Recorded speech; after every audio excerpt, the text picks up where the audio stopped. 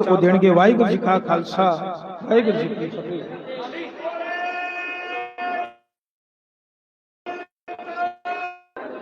श्री गुरु ग्रंथ साहब की हजूरी पहला शब्द सरवण कीता पराजन के राजा महाराजन के महाराजा। फिर भी दिल्ली दे तख्त ते बैठे नूं इह पता लग जे अज सिख नाम जप रहे हैं।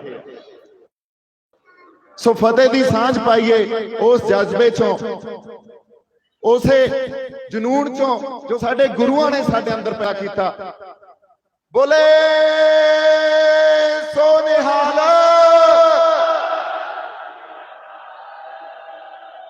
वाहिगुरू जी का खालसा, वाहिगुरू जी की फतेह। कुछ गल्लां देखो, गल इह आ, प्रबंधकां नूं सारे सत्कारयोग साडे मैंबर साहिबान प्रधान साहब बैठे आ, इन्हां नूं एक बेनती सी, छोटे आ थोड़े तो साडी कोई औकात नहीं है, साडी कोई हस्ती नहीं है, पर गल कौम आपदी जेनोसाइड दी कर रही होवे, नस्ल कुशी दी कर रही होवे ते उत्थे मसले असीं 2 लाख 4 लाख 10 लाख ये चक्के फिरिए, ये गल जचदी नहीं। ये किसी होर दिहाड़े ते गल्लां कीतियां जा सकदियां। अज जिस मकसद लई असीं इकट्ठे होए हां, जिस दर्द नूं असीं महसूस कर रहे हैं, जिथे साडे नाल अज तो 35-37 साल पहला वापरी हुई एक घटना ने सारी कौम नूं अज तक सानू हलूणता अंदर ताई। ये वापरी क्यों गल, कौमां ते गल्लां क्यों वापरदियां? कोई आम घटना थोड़ी सी। साडियां धीआं भैणां दी बेपत्ती करनी, साडियां मावां नूं साडे प्योआं नूं गलां च कहर पा के साड़ना, कोई आम गल थोड़ी सी। असीं किस मकसद लई इकट्ठे होए हां? वो जिहड़ी घटना वापरी वो इन्नी दुखदाई सी कि साडे तां रूहां अंदर तक झंझोड़ियां जाणियां चाहीदियां। किसे कोले वो दर्द किवें भुल सकदे हां असीं साडे नाल जो वापरिया। बौद्धिक पद्धर ते गुरु साहब तो नतमस्तक हो के आशीर्वाद लैके असीं कदे कोई गल ही नहीं कीती, कौम ने गल ही नहीं समझी। साडे नाल वादे करते रहे, तुहानूं नौकरियां दे दांगे, तुहानूं मुआवजा दे दांगे। ये नौकरियां मुआवजा चाहिदा कौम नूं? कौम चाहे ते सोने दीयां कंधां किहड़ा दिल्ली दे इर्द गिर्द ना खड़ी करते। किसान अंदोलन उठिया सी, की कीता कौम ने? उत्थे किसे चीज दी तोड़, किसे चीज दी घाट गुरु ने आउण दित्ती? किवें दिल्ली दे सिंह खड़ के पंजाब हरियाणा सब पासियों किवें डटे, किस लई? आपदे हक लैण खातर। यही लड़ाई किते सन 84 चों 80 चों उस वेलों विढ़ी गई सी। ये नस्ल कुशी साडे नाल पहली बारी नहीं हुई। 1947 च असीं नस्ल कुशी ते भोगी आ। उस वेले नस्ल कुशी नूं इह कह के साडे तो पासे कर दित्ता गया भी ओह तां मुसलमानां ने कीता सी, ते जिहड़ी उधर होई उन्हां ने इह कहता भी ओह तां हिंदुस्तान वालियां ने कीता सी। उस वेले साडी कौम ने एक नस्ल कुशी असीं एक्सपीरियंस कीती, असीं उस नस्ल कुशी दे दौर चों गुजरे। वो किसे दे नजर नहीं आई, वो तां 47 दे दंगियां दे नां ते मशहूर आ। पर जदों जिहड़े उत्थे जिन्हां लोकां ने ओह दर्द सहा, उन्हां तो पुछ के देखो की सी। उसे तरह फिर 84 वेले साडे नाल होया, और ये पहली बारी साडे नाल नहीं होया। इतिहास च जदों आपां वर्ल्ड हिस्टरी पढ़दे हां, ये बहुत जरूरी है सानू हिस्टरी दा ज्ञान होना, पढ़ना। बिकॉज जदों एक कल्चर ऑफ रीडिंग सानू की दिंदा, कल्चर ऑफ रीडिंग सानू थॉट प्रोसैस दिंदा। असीं सोचदे हां बौद्धिक लैवल ते, इंटैलेक्चुअल लैवल ते जाके सोचदे हां, एंड सोचण नाल की हुंदा, then we can feel the pain, महसूस की जा सकती है। ये गल्लां साडे तो खोलियां गईयां, साडीआं गल्लां खत्म करतीआं इन्हां ने। पर हुण आपां गल नस्लकुशी दी कर रहे हैं। कौम ने नस्लकुशी हंडाई 47 च हंडाई 84 च हंडाई ते 84 तो बाद लगातार 2003-4 तक नस्लकुशी पंजाब च कौम ने हंडाई। किसी ने अज तक पंथक विचार कह दिंदे आपां, किसी ने इस गल ते गौर नहीं कीता, किसी अपने आगू ने भी इन्हां चीज़ां ते कौमां लंबे समय तक विचारां करदियां रहिंदियां भी साडे नाल वापरिया क्या। ਇਹ ਸਾਡੇ ਨਾਲ 18ਵੀਂ ਸਦੀ 'ਚ ਵੀ ਵਾਪਰਿਆ ਸੀ, ਜਿਹਨੂੰ ਅਸੀਂ ਵੱਡਾ ਘੱਲੂਘਾਰਾ ਤੇ ਛੋਟਾ ਘੱਲੂਘਾਰਾ ਕਹਿ ਦਿੰਦੇ ਆ। ਉਹ ਵੀ ਤਾਂ ਨਸਲਕੁਸ਼ੀ ਸੀ, ਜਦੋਂ ਇੱਕੇ ਦਿਨ 'ਚ ਅਬਦਾਲੀ ਨੇ ਅੱਧੀ ਕੌਮ ਖਤਮ ਕਰਤੀ ਸੀ। ਪਰ ਉਸ ਵੇਲੇ ਸਿੱਖਾਂ 'ਚ ਕਿਸੇ ਤਰ੍ਹਾਂ ਦਾ ਕੋਈ ਕਨਫਿਊਜ਼ਨ ਨਹੀਂ ਸੀ, ਕਿਸੇ ਤਰ੍ਹਾਂ ਦਾ ਸ਼ੱਕ ਨਹੀਂ ਸੀ, ਕਿਉਂਕਿ ਉਹ ਇਹ ਕਹਿੰਦੇ ਸੀ ਮੁਸਲਮਾਨ ਵੀ ਇਹ ਸਾਡੇ ਦੁਸ਼ਮਣ ਆ, ਇਹਨਾਂ ਨੂੰ ਅਸੀਂ ਖਤਮ ਕਰਨਾ ਹੈ, ਕਾਫਰ ਆ। ਤੇ ਸਾਡੇ ਵਾਲਿਆਂ ਨੂੰ, ਸਾਡੇ ਜਰਨੈਲਾਂ ਨੂੰ ਤੇ ਸਿੱਖਾਂ ਨੂੰ ਇਹ ਪਤਾ ਸੀ ਵੀ ਇਹ ਸਾਨੂੰ ਖਤਮ ਕਰਨਾ ਚਾਹੁੰਦੇ ਆ ਤੇ ਅਸੀਂ ਆਪਦੇ ਆਪ ਨੂੰ ਬਚਾ ਕੇ ਰੱਖਣਾ। ਕਿਉਂ ਜਿੱਦਾਂ ਗੁਰੂ ਨਾਨਕ ਸਾਹਿਬ ਨੇ 550 ਵਰ੍ਹਾ ਪਹਿਲਾਂ ਏਕਮਕਾਰ ਵਾਤਾ ਸੀ ਤੁਹਾਡਾ ਬਚਾਉਣ ਦਾ ਸਿਲਸਿਲਾ ਤੇ ਲੜਨ ਦਾ ਸਿਲਸਿਲਾ ਤਾਂ ਉਦੋਂ ਹੀ ਸ਼ੁਰੂ ਹੋ ਗਿਆ ਸੀ। ਇਸ ਦੁਨੀਆ ਨਾਲ ਇੱਥੇ ਆਏ ਹੋਏ ਜਾਂ ਉਹਨਾਂ ਪ੍ਰਚਲਿਤ ਧਾਰਾਵਾਂ ਨਾਲ ਜਿਹੜੀਆਂ ਸਮੇਂ-ਸਮੇਂ ਤੋਂ ਮਨੁੱਖਤਾ ਦੇ ਉਲਟ ਭੁਗਤਦੀਆਂ, ਇਹੋ ਜੀ ਕੌਮ ਸਾਜੀ ਗਈ ਜਿਹੜੀ ਕਹਿੰਦੀ ਆ ਮਾਨਸ ਕੀ ਜਾਤ ਸਭੇ ਇੱਕੋ ਪਹਿਚਾਨ ਬੋ, ਜਿਹੜੀ ਕਹਿੰਦੀ ਆ ਅਵਲ ਅੱਲਾ ਨੂਰ ਪਾਇਆ ਕੁਦਰਤ ਦੇ ਸਭ ਬੰਦੇ ਇੱਕ ਨੂਰ ਸੇ ਕਾ ਸਭ ਜਾ ਕੇ ਉਪਜਾ ਕੌਮ ਬੰਦੇ, ਜਿਹੜੀ ਕੌਮ ਹਮੇਸ਼ਾ ਮਜਲੂਮਾਂ ਦੀ ਰੱਖਿਆ ਤੇ ਜੁਰਮਾਨੇ ਦੀ ਭਖਿਆ ਕਰਦੀ ਰਹੀ, ਕਦੇ ਆਪਦੀ ਖਾਤਰ ਨਹੀਂ ਲੜੇ। ਜਿਹੜੀ ਕੌਮ, ਤੁਸੀਂ ਇਤਿਹਾਸ ਪੜ੍ਹ ਲਓ, ਸਾਡੇ ਇਤਿਹਾਸ 'ਚ ਕੋਈ ਇੰਨਾ ਵੀ ਨੁਕਸ ਕੱਢ ਦੇਣ, ਇੰਨਾ ਵੀ ਨੁਕਸ ਕੱਢ ਦੇਣ ਤਾਂ ਅਸੀਂ ਆਪਦੇ ਇਤਿਹਾਸ ਤੋਂ ਪਾਸੇ ਹੋ ਜਾਾਂਗੇ। ਇਹਦਾ ਮਤਲਬ ਜਿਹੜੀ ਇੱਕ ਸਾਜਣਾ ਹੋਈ, ਅਕਾਲ ਪੁਰਖ ਵਾਹਿਗੁਰੂ ਨੇ ਇੱਕ ਪੰਥ ਸਾਜਿਆ, 10ਵੇਂ ਪਾਤਸ਼ਾਹ ਨੇ ਪੰਥ ਸਾਜਿਆ, ਉਸ ਕੌਮ ਨੂੰ ਅੱਜ ਤੁਸੀਂ 47 ਤੋਂ ਲੈ ਕੇ ਅੱਜ ਤੱਕ ਨਸਲਕੁਸ਼ੀ ਤੇ ਹੀ ਰੱਖਣਾ। ਔਰ ਇਹ ਕਿੱਥੋਂ ਪੈਦਾ ਹੁੰਦੀ ਹੈ ਗੱਲ? ਇਹ ਬਾਈ ਜੀ ਕਹਿ ਰਹੇ ਆ ਟਾਈਮ ਥੋੜਾ, ਗੱਲਾਂ ਬਹੁਤ ਗੰਭੀਰ ਆ, ਸਾਡੀ ਸਮਝ ਸਰਫੇਸ ਲੈਵਲ ਤੇ ਸਤਹੀ ਲੈਵਲ ਤੇ ਹੈ, ਸਾਨੂੰ ਮਸਲਿਆਂ ਦਾ ਪਤਾ ਨਹੀਂ ਹਜੇ, ਸਾਨੂੰ ਸਮਝ ਹੀ ਨਹੀਂ। ਕਈ ਵਾਰੀ ਇਹ ਕੌਮਾਂ ਭੁਲੇਖਾ ਵੀ ਪਾ ਲੈਂਦੀਆਂ ਵੀ ਸਾਨੂੰ ਮਸਲਿਆਂ ਦਾ ਪਤਾ, ਪਰ ਹੱਲ ਨਹੀਂ ਨਿਕਲ ਰਿਹਾ। ਜੇ ਮਸਲਿਆਂ ਦਾ ਪਤਾ ਹੋਵੇ ਤਾਂ ਹੱਲ ਨਿਕਲੇ ਆਉਂਦੇ ਹੁੰਦੇ ਆ, ਹੱਲ ਕੱਢਣੇ ਔਖੇ ਨਹੀਂ ਹੁੰਦੇ। ਪਰ ਹਜੇ ਅਸੀਂ ਇਹ ਗੱਲ ਸਮਝ ਲਈਏ ਵੀ ਸਾਨੂੰ ਮਸਲਿਆਂ ਦਾ ਨਹੀਂ ਪਤਾ।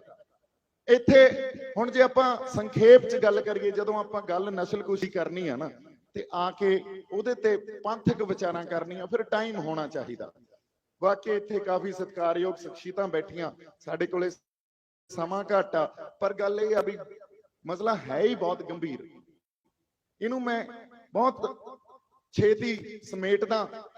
ਕਿਸੇ ਹੋਰ ਦਿਨ ਆਪਾਂ ਜਿਹੜੇ ਬੰਦੇ ਇੰਟੈਲੈਕਚੁਅਲ ਲੈਵਲ ਤੇ ਸਿਸਟਮ ਨੂੰ, ਸਟਰਕਚਰ ਨੂੰ ਸਮਝਣਾ ਚਾਹੁੰਦੇ ਆ, ਆਪਾਂ ਇੱਕ ਕਾਨਫਰੰਸ ਰੱਖੀਏ ਜਿੱਥੇ ਇਹ ਗੱਲਾਂ ਕੀਤੀਆਂ ਜਾਣ। ਉਦੋਂ ਗੁਰਦੁਆਰਾ ਸਾਹਿਬ 'ਚ ਆ ਕੇ ਆਪਾਂ ਬੈਠੀਏ ਤੇ ਇਹ ਗੱਲਾਂ ਕੀਤੀਆਂ ਜਾਣ ਤੇ ਗੱਲਾਂ ਨੂੰ ਸਮਝਿਆ ਜਾਵੇ। ਹੁਣ ਗੱਲ ਇਹ ਪ੍ਰਚਾਰੀ ਵੀ ਅਸੀਂ 84 'ਚ ਇੰਦਰਾ ਗਾਂਧੀ ਦਾ ਕਤਲ ਕਰਤਾ ਸੀ ਤਾਂ ਸਾਡੇ ਨਾਲ ਐ ਹੋਇਆ। ਜਦੋਂ ਨਸਲਕੁਸ਼ੀ ਦਾ ਇੰਪਲਸ ਉੱਠਦਾ ਨਾ ਕਿਤੋਂ, ਕਿਸੇ ਸਿਸਟਮ 'ਚ, ਕਿਸੇ ਸੁਸਾਇਟੀ 'ਚ ਉੱਠਦਾ, ਉਹ ਇਸ ਕਰਕੇ ਕਿਸੇ ਘਟਨਾ ਦੇ ਸਪੈਸੀਫਿਕ ਨਹੀਂ ਹੁੰਦਾ, ਉਹ ਕਿਸੇ ਘਟਨਾ ਕਰਕੇ ਨਹੀਂ ਉੱਠਦਾ। ਫਿਰ ਤਾਂ ਰਾਜੀਵ ਗਾਂਧੀ ਨੂੰ ਵੀ ਅਸੈਸੀਨੇਟ ਕੀਤਾ ਸੀ, ਉਦੋਂ ਨਸਲਕੁਸ਼ੀ ਨਹੀਂ ਹੋਈ। ਫਿਰ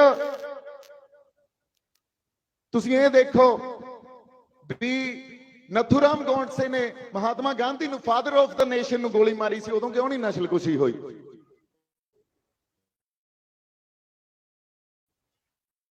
ਸਿੱਧੂ ਲੈ ਗਿਆ, ਐਡਾ ਕਿੱਡਾ ਲੀਡਰ, ਜਾਂ ਦੀਪ ਸਿੱਧੂ ਕੋਲੇ ਕਿਹੜਾ ਇਹ ਗਿੱਦੜ ਸਿੰਘੀ ਆ ਵੀ ਦੀਪ ਸਿੱਧੂ ਲੈ ਜੂ ਸਭ ਨੂੰ? ਉਹ ਤਾਂ ਇੱਕ ਵਹਿਣ ਸੀ ਲੋਕਾਂ ਦਾ, ਉੱਥੇ ਜਾ ਕੇ ਕਿਸੇ ਨੇ ਕੁਝ ਨਹੀਂ ਕੀਤਾ। ਇੱਕ ਖਾਲੀ ਪੋਲ ਤੇ ਨਿਸ਼ਾਨ ਸਾਹਿਬ ਤੇ ਕਿਸਾਨੀ ਝੰਡਾ ਲਾਤਾ।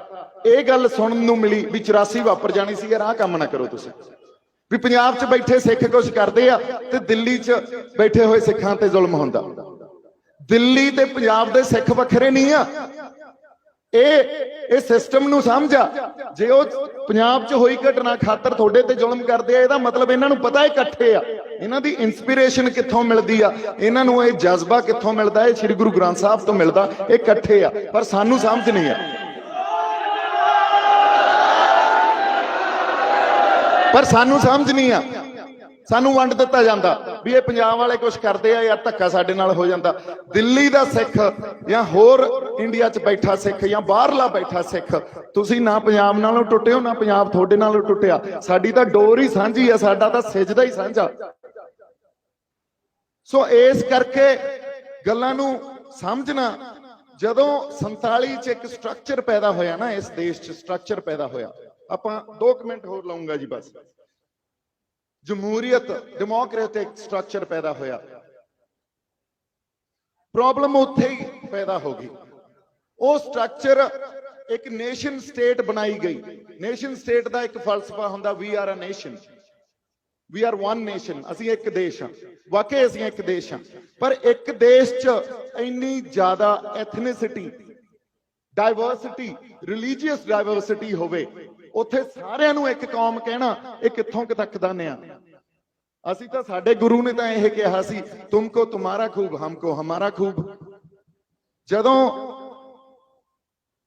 ਮੁਗਲ ਦਰਬਾਰ 'ਚ 10ਵੇਂ ਪਾਤਸ਼ਾਹ ਨੂੰ ਸ਼ਾਹੀ ਕਾਜ਼ੀ ਨੇ ਸਵਾਲ ਪੁੱਛਿਆ ਸੀ ਨਾ ਵੀ ਧਰਮ ਤੁਮਾਰਾ ਖੂਬ ਕਿ ਹਮਾਰਾ ਖੂਬ, ਗੁਰੂ ਸਾਹਿਬ ਨੇ 2 ਲਾਈਨਾਂ 'ਚ ਜਵਾਬ ਦਿੱਤਾ ਸੀ। ਹੁਣ ਸਵਾਲ ਬਹੁਤ ਵੱਡਾ ਸੀ। ਜੇ ਮੁਗਲ ਦਰਬਾਰ 'ਚ ਬੈਠੇ ਆ, ਬਹਾਦਰ ਸ਼ਾਹ ਦਾ ਦਰਬਾਰ ਆ, ਜੇ ਇਹ ਕਹਿ ਦੇਣ ਵੀ ਤੁਹਾਡਾ ਧਰਮ ਚੰਗਾ ਨਹੀਂ ਆ, ਕਹਿਣਗੇ ਤੁਸੀਂ ਤਾਂ ਯਾਰ ਸਾਡੀ ਬੇਇੱਜ਼ਤੀ ਕਰਦੇ ਹੋ। ਤੇ ਜੇ ਇਹ ਕਹਿ ਦੇਣ ਸਾਡਾ ਧਰਮ ਵੱਡਾ, ਫੇਰ ਵੀ ਉਹੀ ਗੱਲ। ਜੇ ਉਹਨਾਂ ਦਾ ਵੱਡਾ ਕਹਿੰਦੇ, ਫੇਰ ਉਹ ਕਹਿੰਦੇ ਵੀ ਆਪਦੇ ਵਾਲਾ ਛੱਡ ਕੇ ਸਾਡੇ ਵੱਲ ਨੂੰ ਆ ਜਾ। ਗੁਰੂ ਸਾਹਿਬ ਕਹਿੰਦੇ ਤੁਮਕੋ ਤੁਮਾਰਾ ਖੂਬ, ਹਮਕੋ ਹਮਾਰਾ ਖੂਬ। ਹੁਣ ਜਿਹੜੇ ਦੇਸ਼ 'ਚ ਐਡੀ ਵੱਡੀ ਡਾਇਵਰਸਿਟੀ ਆ, ਐਥਨਿਸਿਟੀ, ਵੱਖਰੀਆਂ ਭਾਸ਼ਾਵਾਂ, ਵੱਖਰਾ ਕਲਚਰ, ਵੱਖਰੀ ਸੋਚ, ਵੱਖਰਾ ਇਨਵਾਇਰਨਮੈਂਟ, ਜਿਹੜਾ ਵਾਤਾਵਰਨ, ਉੱਥੇ ਤੁਸੀਂ ਇੱਕ ਕੌਮ ਜਾਂ ਵੀ ਆਰ ਵਨ ਨੇਸ਼ਨ ਦਾ ਫਲਸਫਾ ਲਾਗੂ ਕਰ ਲਓਗੇ, ਹੋ ਹੀ ਨਹੀਂ ਸਕਦਾ। ਉੱਥੇ ਤਣਾਅ ਤੇ ਟਕਰਾਅ ਪੈਦਾ ਹੋਣਾ ਹੀ ਹੋਣਾ, ਤੇ ਉਹੀ ਹੁੰਦਾ। ਪਿਛਲੇ 60 ਸਾਲਾਂ ਦਾ ਖਾਲਸਾ ਰਾਜ, ਇੱਕ ਵੀ ਦੰਗਾ ਨਹੀਂ, ਇੱਕ ਵੀ ਫਾਂਸੀ ਨਹੀਂ। ਤੇ 70-75 ਸਾਲਾਂ ਦਾ ਇਤਿਹਾਸ ਇੰਡੀਅਨ ਸਟੇਟ ਦਾ, ਕਿੰਨੇ ਦੰਗੇ, ਕਿੰਨੀਆਂ ਫਾਂਸੀਆਂ, ਕਿੰਨੇ ਮੁਕਾਬਲੇ। ਸਾਡੇ ਨਾਲ ਜੋ ਵਾਪਰਿਆ ਉਹ ਸਾਹਮਣੇ ਆ। ਕਿਉਂਕਿ ਜਦੋਂ ਇੱਥੇ ਮਾਈਨੋਰਿਟੀ ਆ ਨਾ, ਜਿਹੜਾ ਛੋਟਾ ਤਬਕਾ, ਉਹਨਾਂ ਦੇ ਆਪਦੇ ਫਲਸਫੇ ਹੁੰਦੇ ਆ, ਉਹਨਾਂ ਦੇ ਆਪਦੇ ਵਿਸ਼ਵਾਸ ਹੁੰਦੇ ਆ। ਉਹਨਾਂ ਨੂੰ ਸਭ ਨੂੰ ਮਿਟਾ ਕੇ, ਤੁਹਾਡੀ ਪਛਾਣ ਮਿਟਾ ਕੇ ਤੁਹਾਨੂੰ ਆਪਦੇ 'ਚ ਜਜ਼ਬ ਕਰਨਾ ਇਹਨਾਂ ਨੇ। ਇਹਨੂੰ ਕਹਿੰਦੇ ਆ ਪ੍ਰੋਸੈਸ ਆਫ ਅਸਿਮੀਲੇਸ਼ਨ। ਜੇ ਤੁਸੀਂ ਅਸਿਮੀਲੇਟ ਹੋ ਗਏ ਤਾਂ ਠੀਕ ਆ, ਫਿਰ ਤੁਹਾਡੀ ਪਰਿਭਾਸ਼ਾ ਵੀ ਸਿੱਖ ਕੌਣ ਹੁੰਦਾ, ਉਹ ਇਹ ਘੜਤ ਕੇ ਸਾਨੂੰ ਨੂੰ ਪਿੱਠ ਨਹੀਂ ਦਿਖਾਉਣੀ, ਉਹਨੂੰ ਐਲੀਮੀਨੇਟ ਕਰ ਦੇਣਗੇ। ਇਕੱਠਾ ਚੱਲਦਾ ਵਰਤਾਰਾ ਦੋਨੇ, process of assimilation and elimination. ਨਾਓ ਅਗਲੀ ਗੱਲ ਜਿਹੜੀ ਸਮਝਣ ਵਾਲੀ ਆ, ਡੈਮੋਕ੍ਰੇਟਾਈਜੇਸ਼ਨ ਕੀ ਹੁੰਦੀ ਹੈ। ਜਦੋਂ ਐਡੀ ਵੱਡੀ ਡਾਇਵਰਸਿਟੀ ਹੋਵੇ, ਵਿਆਪਕਤਾ ਹੋਵੇ, ਤੇ ਉੱਥੇ ਹਰ ਮਾਈਨੋਰਿਟੀ ਵੀ ਉੱਥੇ ਰਹਿੰਦੇ ਹੋਏ ਸੁਰੱਖਿਅਤ ਫੀਲ ਕਰੇ, ਉਹਦੇ ਤੇ ਕੋਈ ਖਤਰਾ ਨਾ ਹੋਵੇ। ਇੱਕ ਪਾਸੇ ਹਾਈ ਕੋਰਟ ਤੇ ਸਾਡਾ ਲਾਅ ਦਾ ਇੰਸਟੀਚਿਊਟ ਆ, ਉਹਦੇ ਤੇ ਭਗਵਾਂ ਝੰਡਾ ਚੜਾ ਦਿੱਤਾ ਜਾਂਦਾ, ਕੋਈ ਫਰਕ ਨਹੀਂ ਪੈਂਦਾ। ਨਿਸ਼ਾਨ ਸਾਹਿਬ ਆਪਾਂ ਲੈ ਜਾਂਦੇ ਆ ਤਾਂ ਤੁਹਾਡੀ ਨਸਲਕੁਸ਼ੀ ਹੋ ਜਾਣੀ ਆ। ਇਹਦਾ ਮਤਲਬ ਇਹ ਸਟਰਕਚਰਲ ਡਿਫਾਲਟ। ਕਈ ਵਾਰੀ ਹਾਕਮ ਜਮਾਤ ਨੂੰ ਵੀ ਨਹੀਂ, ਉਹਨਾਂ ਨੂੰ ਵੀ ਲੱਗਦਾ ਯਾਰ ਸਾਡੀ ਪਾਰਟੀ ਤਾਂ ਨਿਰਪੱਖ ਆ। ਪਰ ਜੇ ਨਿਰਪੱਖ ਆ, ਰਾਜ ਬਦਲ ਜਾਂਦਾ, ਸਾਨੂੰ ਪਤਾ ਲੱਗ ਜਾਂਦਾ, ਪਿੱਛੇ ਪਈ ਮਾਨਸਿਕਤਾ ਨਹੀਂ ਬਦਲਦੀ। ਇਸੇ ਕਰਕੇ ਕਈ ਵਾਰੀ ਆਪਾਂ ਰਾਜ ਬਦਲ ਕਰਕੇ ਕਹਿ ਦਾਂਗੇ ਵੀ ਹੁਣ ਹਾਲਾਤ ਬਦਲ ਜਾਣਗੇ, ਹਾਲਾਤ ਫੇਰ ਉਵੇਂ ਦੇ ਉਵੇਂ ਰਹਿੰਦੇ ਆ, ਹਾਲਾਤ ਨਹੀਂ ਬਦਲਦੇ।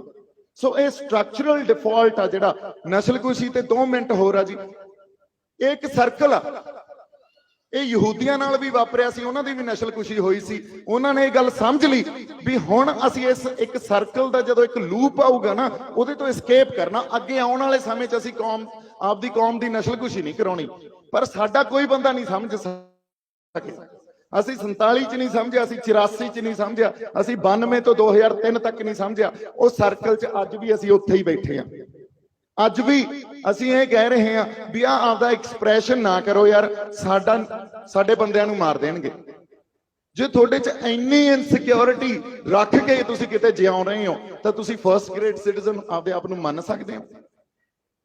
ਕੋਈ ਹੋਰ ਕੌਮ ਇਹ ਗੱਲ ਕਹਿ ਰਹੀ ਹੈ ਇੱਥੇ ਵੀ ਉਹ ਆਪਦਾ ਐਕਸਪ੍ਰੈਸ਼ਨ ਨਾ ਕਰੇ ਤੇ ਉਹਨਾਂ ਦੀ ਨਸਲਕੁਸ਼ੀ ਹੋ ਜਾਊਗੀ? ਸੋ ਇਹ ਗੁਲਾਮੀ ਦੀਆਂ ਨਿਸ਼ਾਨੀਆਂ ਹੁੰਦੀਆਂ। ਹਾਂਜੀ,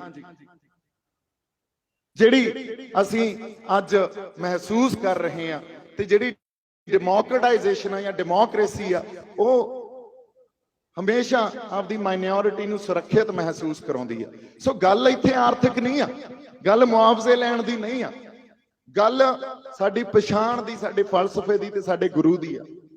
ਜੇ ਗੁਰੂ ਨੂੰ ਪਿੱਠ ਵਿਖਾਉਣੀ ਆ ਤਾਂ ਤੁਸੀਂ ਬਾਈ ਜੀ ਅਸਿਮੀਲੇਟ ਹੋ ਜਾਓ, ਕੋਈ ਚੱਕਰ ਨਹੀਂ। ਪਰ ਜੇ ਗੁਰੂ ਵਾਲੇ ਬਣ ਕੇ ਰਹਿਣਾ, ਜਿਹਨੇ ਸਰਦਾਰੀਆਂ ਪਾਤਸ਼ਾਹੀਆਂ ਦੇ ਹੀ ਦੇਣੀਆਂ, ਉਹ ਟਾਈਮ ਦੀ ਗੱਲ ਹੁੰਦੀ ਆ। ਫਿਰ ਤੁਹਾਨੂੰ ਆਪਦੀ ਪਛਾਣ ਵੀ, ਆਪਦਾ ਫਲਸਫਾ ਵੀ ਤੇ ਆਪਦੇ ਗੁਰੂ ਨੂੰ ਵੀ ਇਹਦੇ ਨਾਲ ਨਿਭਣਾ ਪਊਗਾ, ਇਸ ਸਿਧਾਂਤ ਦੇ ਨਾਲ ਨਿਭਣਾ ਪਊਗਾ। ਸੋ ਆਪਾਂ ਗੱਲ ਉਹ ਸਰਕਲ ਦੀ ਕਰ ਰਹੇ ਸੀ। ਉਹ ਸਰਕਲ ਆਉਂਦਾ, ਉਹਦਾ ਉਸ ਲੂਪ ਚੋਂ ਐਸਕੇਪ ਕਰਨਾ ਕੌਮ ਦੇ ਲੀਡਰਾਂ ਦੀ ਡਿਊਟੀ ਹੁੰਦੀ ਆ। ਉਹਨੂੰ ਜੇ ਅਸੀਂ ਆਈਡੈਂਟੀਫਾਈ ਨਹੀਂ ਕਰਾਂਗੇ, ਸਾਡੇ ਨਾਲ ਇਹ ਗੱਲਾਂ ਫੇਰ ਵਾਪਰਦੀਆਂ ਰਹਿਣੀਆਂ।